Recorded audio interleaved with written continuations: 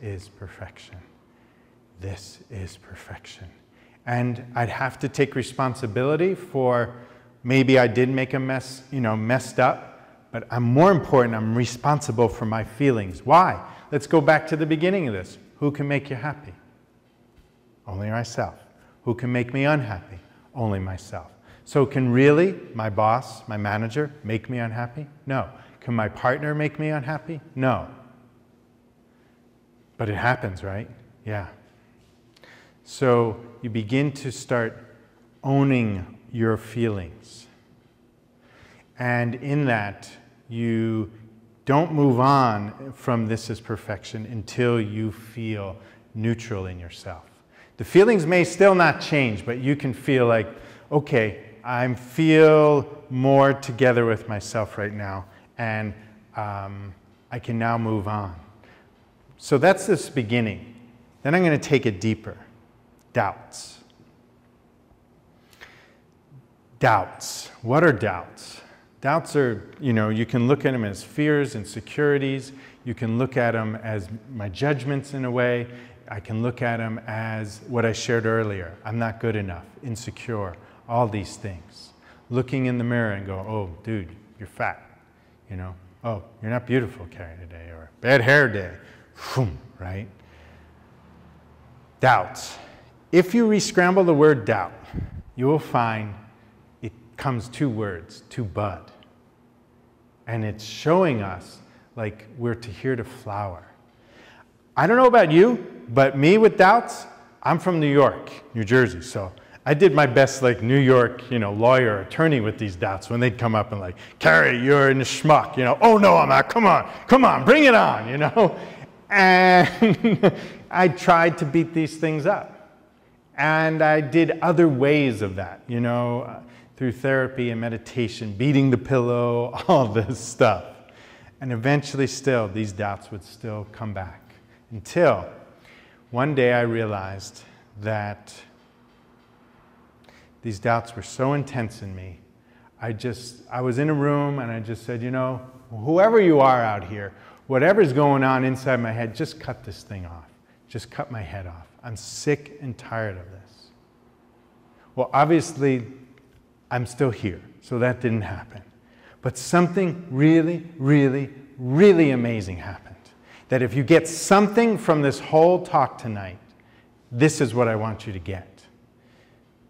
Is that I heard in my head, Cary, did you ever consider that the doubts that you're hearing, that you stink, you're worthless, you're no good, are your best friends? They love you. They're your trainers. Huh? What are you talking about? What do you mean? And I started looking into that, and I started investigating that and thinking about that. And what I got was, I hated myself. I didn't have love for myself. So these doubts, these insecurities were coming as my trainer, constantly telling me, these negative. But what they were really about is the positive. They were trying to get my attention.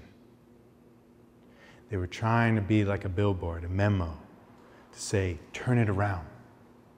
I had so many holes of insecurities, of lack of self-worth. I was like, if I was like a irrigation pipe, man, I was spreading out everywhere.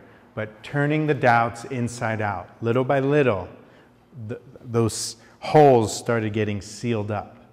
So when I heard an example, I'd hear, Cary, you stink as a drummer, okay?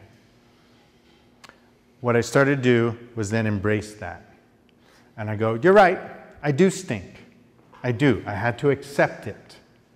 And it was like my buddy. But I learned every time it came and said, Cary, you stink. Or, maybe for someone else, it's you're not beautiful. So let's look at that. So if you hear you're not beautiful, hear it, accept it. But remember, this is the fun part. It's not coming to take you down. It doesn't want you to bite into the poison apple. The apple comes knocking on your door. Remember, no one can make you unhappy. No one can, other than yourself.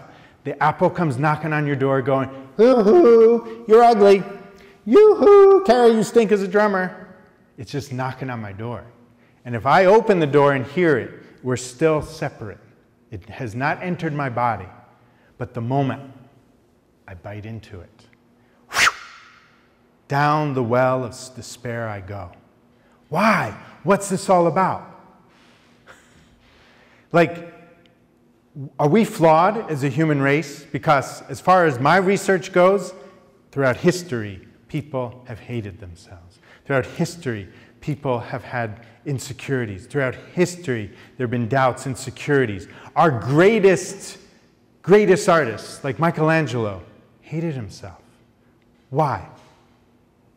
I would say, I'm not here to interview him, but I would say he had doubts. And actually, I found the more talented you are in some area, the more beautiful you are, the more something you want to create of your own in this world, the more doubts you have. So check it out. If you have doubts, it's not bad. It's good. Celebrate it. What are you talking about, Cary? Celebrate, I'm ugly. Celebrate, I stink. Yes, yes. Because Uncle Albert Einstein said, for everything that exists in the universe has its equal and opposite. So what do? You hear, I stink. I accept it.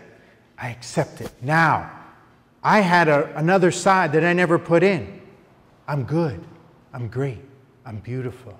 I'm full of love. I never did that. I don't know about you, but I never did that. Think about it. What if you do now? Do me a favor. Do yourself a favor. Actually, whatever I say here and what you're hearing tonight, don't believe me. Don't trust me. Don't believe a word I say, but do it. Don't believe me because Cary said it or he's coached, people for years about this and it's helped them. Don't believe me. Just try it on for yourself. See if it works. Next time you hear the doubt, whatever it may be, catch it if you can. And accept it. And then you may need to say, this is perfection. And until you're more neutral, and then put in the opposite. I'm beautiful. I am worthy. I am pleasing to my partner in an intimate way. I am going to be successful. I can start this new business.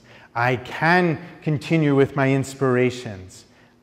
And you will clear files and files and files of judgments, of energies that you will feel more alive. You will feel more energetic.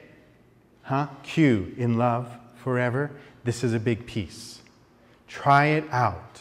Did you ever think about that? Did you ever really think that the doubt is your friend? It's your lover. It's your buddy.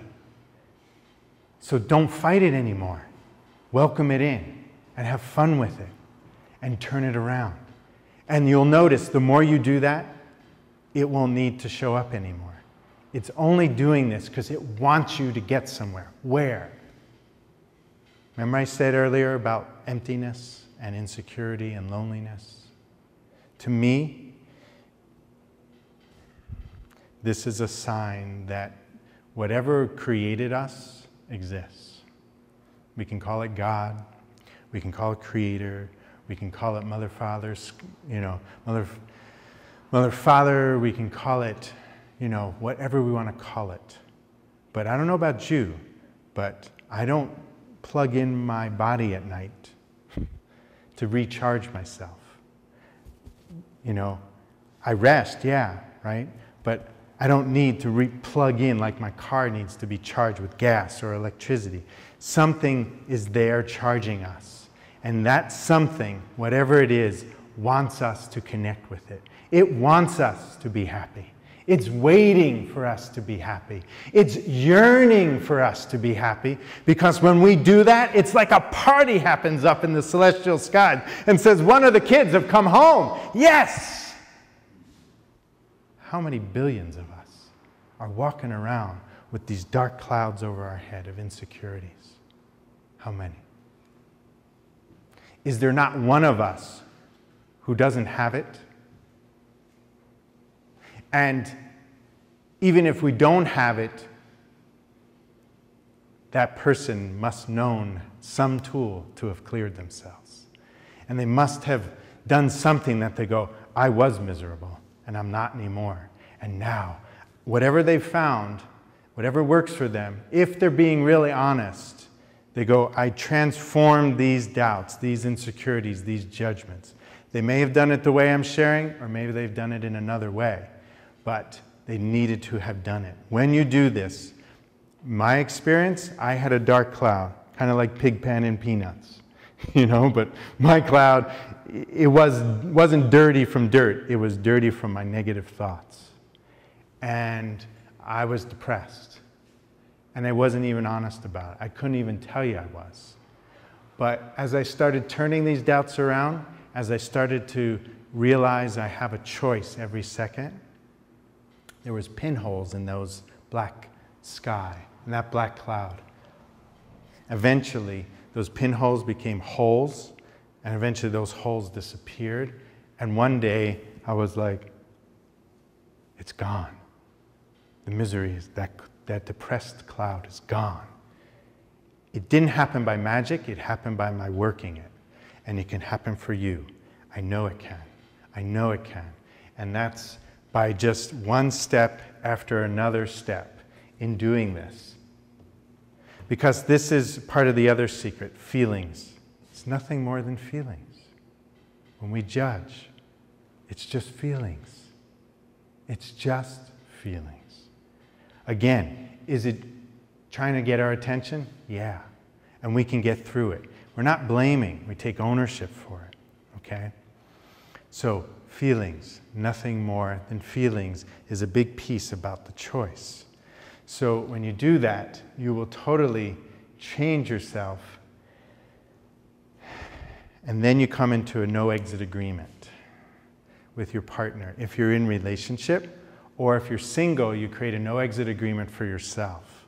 This is basically saying, I'm going to take responsibility for me. If I'm angry, I'm going to own it. If I'm not sexy, I'm going to own it. If I'm not being juicy, I'm going to own it. If I'm biting at myself or my partner, I'm going to own it. And we're not. And if we're going to go back to the communication tools, if we need to, and we're not going to leave the room until we clear it, when we decide to work it. This no-exit agreement is a divorce proof for your relationship.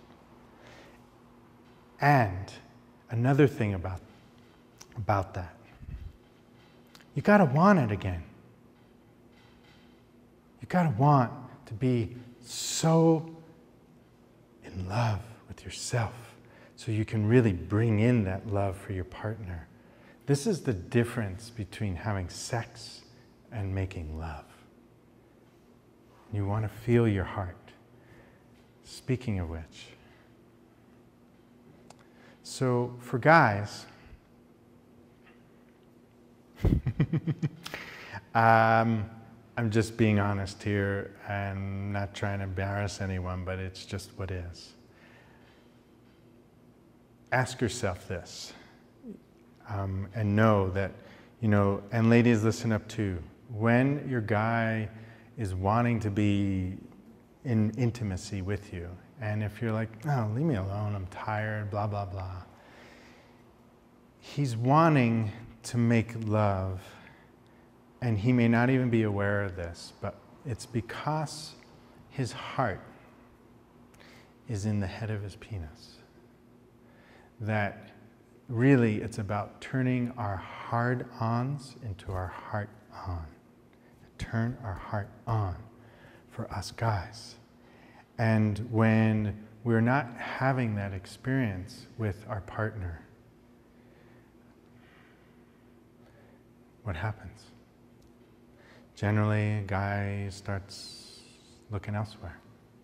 And he may not even, he may not even want to. And I'm just being idealistic here, because I know there's a full range going on, but I'm being idealistic.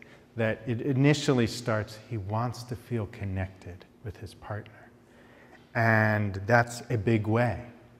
But we got an issue, we got a problem here, because he doesn't know, maybe, that his partner, in order for her to really open up to him, she's got to be happy.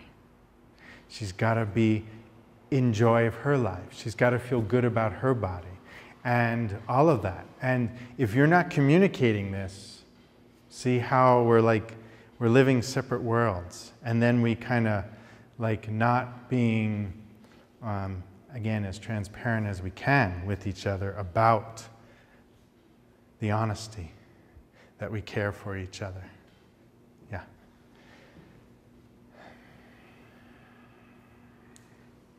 So we need to be honest. And the guy's job is to make sure his lady's happy. Her job is to make sure he's happy. And again, real quick and simple, because this is deep and there's many things to it, but if we extrapolate out ourselves, and again, to be in love in relationship, we got to be in love with ourselves. You see how important these doubts are? You see how important it is to be honest and to go through a process to really, really, really be honest with ourselves and each other and want it. Even though we may not know how, again, we're going to get there, but we want it. I was miserable, as I said. I wanted to be happy. All I knew was I eventually knew I was a factory of miserable bricks. I was manufacturing miserable bricks. I want to show you something. I want to show you something that's real important, but it's a little complicated, so I'm just going to focus in on it for a very brief second. When we bite into the doubts, we're manufacturing unhappiness, okay? We're not going to go into this much here, but it's in the book, it's in the material, it's called the Map of Choice. This is for most of us, right? We could only hold inspiration for a short time. We could only be happy for a short time. I don't buy that. I don't buy that at all. If we can be miserable for a long time, why can't we be happy for a long time? I personally didn't know how to do it, but I begged, and I asked. One day I said, I know I'm manufacturing unhappiness, and I don't know how, but I want to find out how to manufacture happiness. And I did it. It came to me and Wendy little by little over time. It came as like an archaeologist in the jungle finding a corner of a lost city, and then they pulled the vines off, and little by little they uncovered and said, oh my gosh, this is the lost city of so-and-so. That's how this showed it to itself to us. This is a system. It's little by little. So the choice of this is perfection. The choice to not bite into the doubt neutralizes going down that well of despair. And then we can start putting in what we want. We can start putting in our dreams. In that same moment, when we heard, I'm not beautiful, I can clear it and come, I am beautiful. I am beautiful. And we pump it up. It's like pumping the old bicycle tire. I am beautiful. I am beautiful. I am beautiful. I can experience my joy. I can experience intimacy. I can experience ecstatic orgasms, making love. Yes, I can. I want it. And I want to clear out what's in the way of that. And so through those pieces, we can see that happiness isn't hard. It's just new. Because what would it be like, again, to live in utter joy 24/7? We know we can be in utter misery, right? 24/7. So if we can do that, why can't we be in utter happiness? Ecstatic happiness. And I tell you this, it is available to you, and it is waiting for you. And this, when you start choosing this and start making that connection and start begging and asking for that which created us. As I said, it doesn't matter to me if you call it God or what your name is. But you make some sort of connection for something bigger outside of you and you start begging to be helped, it's going to come. It's going to come. It's waiting for you to do this. And you're going to start feeling, with these mixtures of all I'm talking about, you're going to start feeling happy for no reason at all. And what's going to happen? You're going to start to want to care for your partner. You're going to start to want to do things for them. You're going to overflow your love into them. You're going to want to care for them. You're going to want to make a dinner for them. You're going to want to surprise them. You're going to want to say, how do I please you? Not be interested in you being pleased. So, this is the beginning of turning your life around. This is the beginning of going from unhappiness to happiness. This is the beginning of manufacturing happiness. And when you do this, you create the seventh secret, which is a new juicy you, a new juicy relationship. That nothing needs to change in how you're dealing with your life, meaning you don't have to move or change jobs or any of that, but change your internal climate, change your internal world, and you change everything. Yeah, maybe one step at a time. The question is, how hungry are you? How thirsty are you? How much do you want it? Do you really want it? How much